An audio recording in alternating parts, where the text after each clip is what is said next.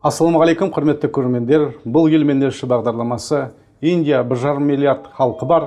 Азиядағы Қазақстанның үлкен серіктесі. Біз қазір осы елдің елшімен сұхбаттасамыз.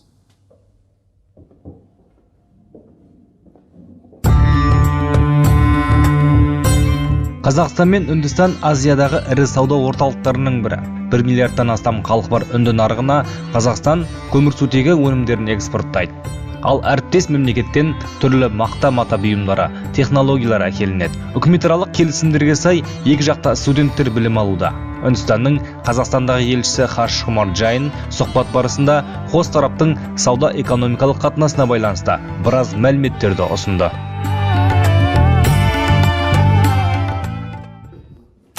Ассалаумағалейкум, елші мырза. Асыларна телеканалына сұхбат беруге келіскеніңізге рахмет. Пожалуйста. Біздің елдердің арасындағы тауар айналысымы 1 миллиардтан асқан. Екі елдің арасындағы қарым-қатынасты сіз қалай бағалайсыз?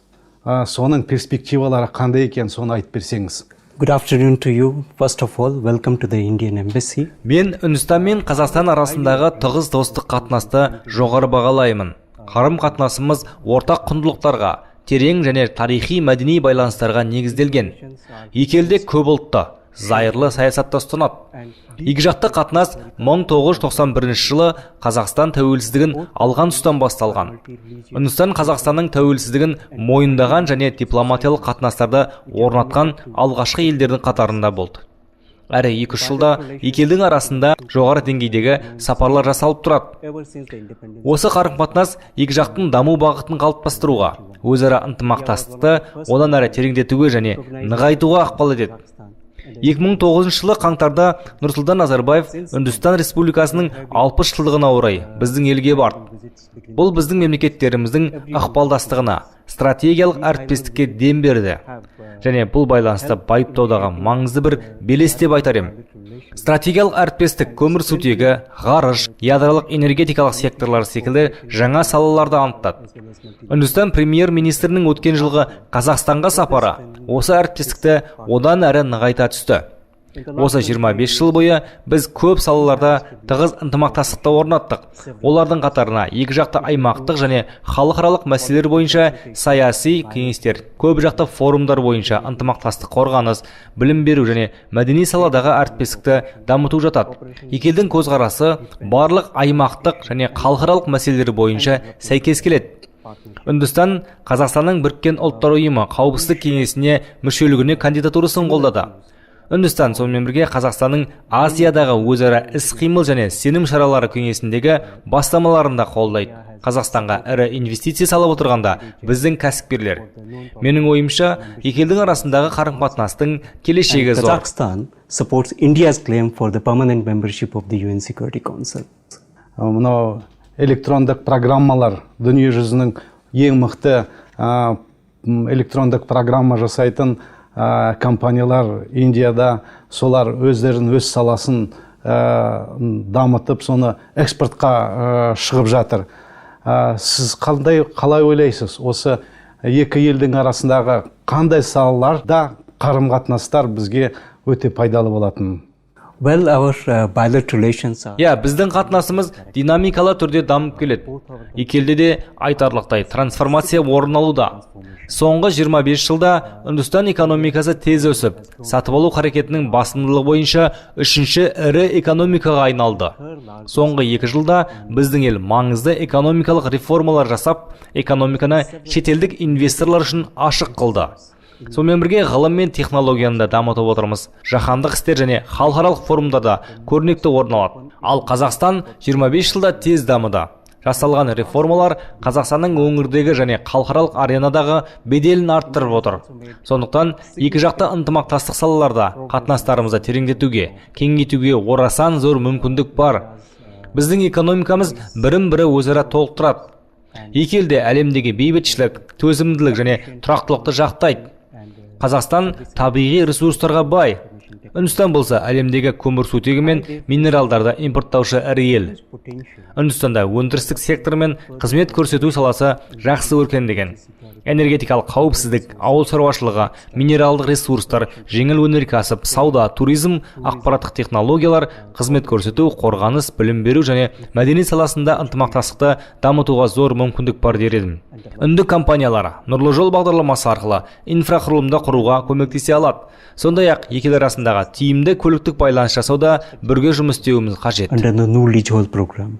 Қазір Қазақстанда сіз елшісіз, Қазақстанның жағдайын білесіз. Біздің ел мынау дамыған 50 елдің арасына кіріп жатыр. Ендігі жылы 17-ші жылы біз экспоны 2017 жылы біз экспоны өткіземіз. Сіз біздің Қазақстанның дамуына қандай баға беруші едіңіз? In my view, Kazakhstan has made incredible. Менің ойымша, Қазақстан соңғы 25 жылда үлкен әлеуметтік экономикалық өсімге ие болды. Тәуелсіздік алғаннан бері Қазақстанның жалпы ішкі өнімі 16 есе өсті. Халықтың орташа табысы да артқан. Білім беру саласы мен медицинада ілгері жылжып отыр. Сіздің елдің адами ресурстары мен инфрақұрылымға жасаған инвестициялары болашақта өз жемісін береді деп ойлаймын. Астана қаласының өзі дамудың бір көрінісі секілді.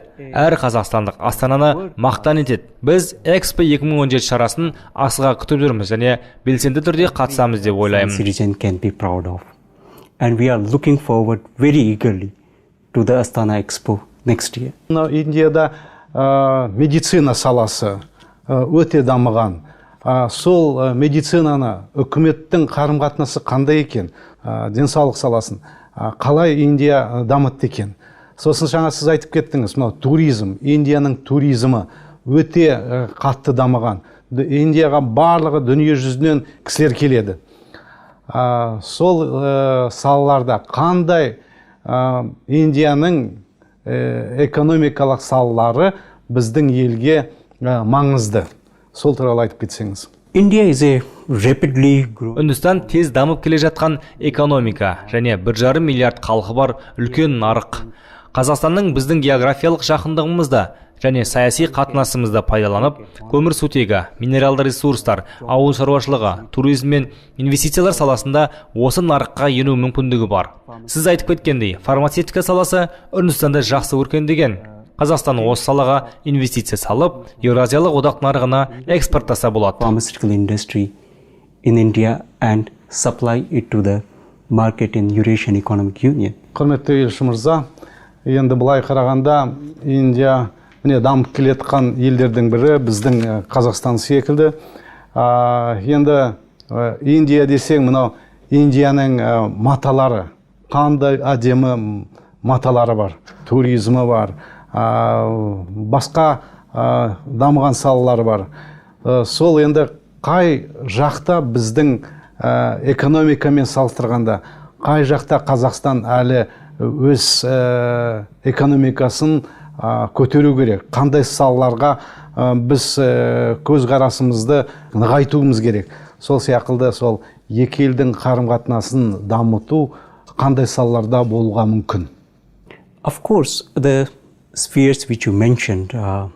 Бізде жеңіл өнеркәсіп өте жақсы дамыған. Қазақстан Үндістанмен байланысын нығайта түссе, экономикаға өте тиімді болады деп ойлаймын. Екі елдің де сыртқы саясатта көзқарастары сәйкес. Біздің елдеріміздің жақын орналасуы аймақтағы бейбітшілік пен тұрақтылыққа әсер етеді. Үндістанның экономикасы жеке секторға негізделген. Екі ел арасында мәдени ұқсастықтар да бар. Сондықтан саяси және мәдени байланысты, халықтар арасындағы достықты, Қазақстан мен Үндістан кәсіпкерлері арасындағы барыс-келісті нығайту арқылы сауда және инвестиция, транспорттық байланысты күшейте аламыз. From Kazakhstan to India to take advantage of the rapid economic growth which is taking place in India. Құрметті елші мырза, сіз мынау үлкен елдің 1,5 миллиард халқы бар елдің елшісісіз. Осындай саясаткер болу үшін қандай қасиеттер болу керек кісіде? Содан кейін мынау өзіңіз мынау дипломаттық саласына қалай келдіңіз? Сіздің мынау өміріңізде қандай хоббилар бар екен? Соларды айтып кетсеңіз. Well, I have had a very Мен дипломатиялық жолға 3 жыл бұрын келген едім. Басында Мәскеу қаласындағы Үндістан елшілігінде 3-ші хатшы болып еңбек еттім. Онан соң Киевте қызмет жасадым. Кейін Делиге қайта оралып, Лондон қаласына жіберілдім. Катманду қаласындағы Үндістан елшілігінде сауда, экономика және коммерция саласына жауапты болдым. Сыртқы істер министрлігінде жұмыс істеп, кейін Қазақстанға елші ретінде тағайындалдым. Ал хоббиіме келсем, кітап оқығанды жақсы көрем. In terms of my hobbies, I love playing golf and reading. Биыл өзіңіз білесіз, желтоқсанның 16-сында біздің қазақ елінің тәуелсіздігі 25 жасқа келді. Мерекемен біздің мынау көрермендерді құттықтап кетсеңіз. Үндістан халқының және өзімнің атымнан бүкіл қазақ халқын тәуелсіздіктің 25 жылдығымен құттықтаймын. Бұл Қазақстанның осы уақытта жеткен жетістіктерін тойлайтын күн. Біздің екі жақты қатынасымыз және достығымыз күшейіп, 25 жылда көптеген белестерге қол жеткіздік. Мен Қазақстан халқына бейбітшілік пен амандық тілеймін. Milestones. I wish people of Kazakhstan peace, prosperity and well-being on this occasion. Құрметті елші мырза, міне алтын уақытыңызды бөліп, өте маңызды сұхбат бердіңіз. Мынау Асыл арна бағдарламасына сізге көптен көп рахмет айтамыз. Жұмысыңыз жемісті болсын, ғұмырыңыз ұзақ болсын. Көптен көп сізге рахмет.